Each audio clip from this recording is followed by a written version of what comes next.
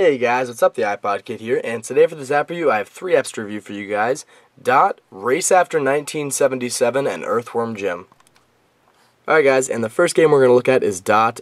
Pretty simplistic yet really addicting game. It uses the accelerometer, and all you need to do is just collect the blue balls and avoid the red triangles. By collecting the blue balls, you're pretty much just keeping your energy and life up, and you're going to stay the same size. The longer that you go without collecting blue balls, or if you hit a red triangle, your size will go down. Just like that.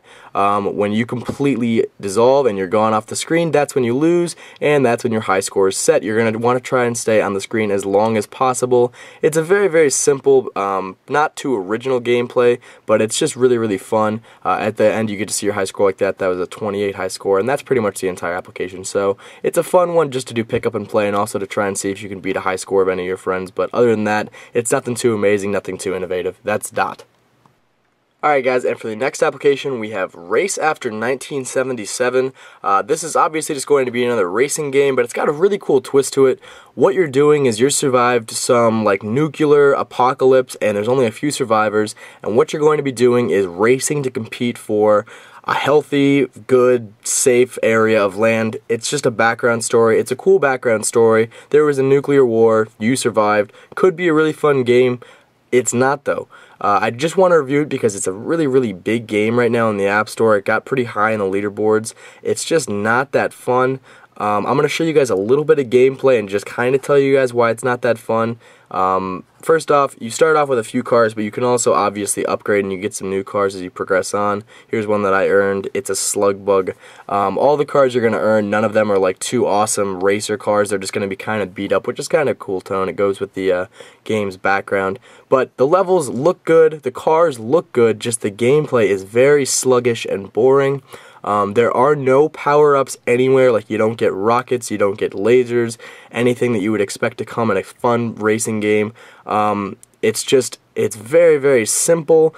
Everything looks good, it just doesn't have any fun appeal. Like, you just go around, the races are extremely long, so you're going to be racing for about 5 minutes, not really doing anything. All you're going to be trying to do is just avoid hitting a wall, and that's pretty much the entire application. So if you're looking for just a solid racer with nothing else added on, no bells or whistles, then this is a good one to go pick up because it looks good and it does exactly what it's supposed to do. It's just a solid racer. But other than that, with all the racing games that have been into the App Store since this game came out, there's just nothing too original about this game that would make it stand out. So this is Race After 1977. Recommended if you wanted just a solid racer. If not, you might want to check out something else in the App Store. That's all I got for that one.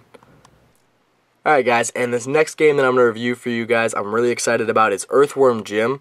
And if you guys are familiar with this, it came out, I believe, in like the early 90s on consoles, and it was unexpectedly a huge hit. It was a really, really funky game. Like, no one really thought that it would take off like it did, but it became a pretty big franchise game.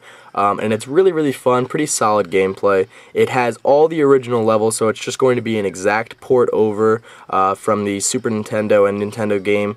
And it's just really fun. Let me show you guys just some of the graphics for it. This level is very, very basic. This is just going to be a transition level from big level to big level, and all you're going to do here is just use the accelerometer. As you see, it runs really, really nicely. All you do here is you collect the blue balls and avoid the asteroids. You're in outer space, and you're an earthworm. That's pretty much the entire plot line. It's really, really fun, and you go do fun stuff. So let's pause, and we'll get into a new, bigger level, and I'll show you guys some of the actual gameplay, and show you guys one of the levels you might remember from the console game. Alright, here's a little comic book. This always helps. You might want to check this out before the app actually begins, or before the level actually begins. And you run around using a D-pad. It's very, very true to the original game. Feels very, very similar to it. However, the on-screen D-pad can be a little bit off sometimes, or you're going to have to be a little exact sometimes. A lot of things in this game require a very, very precise attack or precise jump, which can be pretty tough using an on-screen control system. So that's kind of a letdown to the app, but there's nothing really they could do there because the game was always very, very precise when it came out, so they just mimicked it very well. But as you see, it's pretty simplistic gameplay. You run around, avoid bad guys, and it's a platform jumper.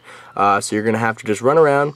You'll find your boss at the end of each level, you'll kill him, and you go on to the next level via spaceship, and it's really, really fun. I'm about to show you guys kind of a spoiler alert, so I don't really want to go any further than this. There's the heads up though right there, that platform. But that's all I have for this review. If you're a fan of Earthworm Jim, definitely check it out from the past. Check it out now. It's really, really fun. It's a great game, and they did a really fantastic job porting it over to the iPod and iPhone. If you don't know Earthworm Jim, or if you're not familiar with the series, I still recommend it. It's a very, very fun, very, very in-depth gameplay. It's really simplistic, but it still has a really fun storyline, very fun, very relatable character, and he's just really, really fun just to kind of play around with and pick up and play anywhere when you want to beat a level. So that is Earthworm Jim. Good port over. I recommend it. Big price tag though, so it's yours if you want to go check it out or not. That's Earthworm Jim. Once again, the 3 apps that I reviewed for you guys in this video: Dot, Race After 1977, and Earthworm Jim. Hopefully you guys enjoyed this video. I'll talk to you later. Have a fantastic day.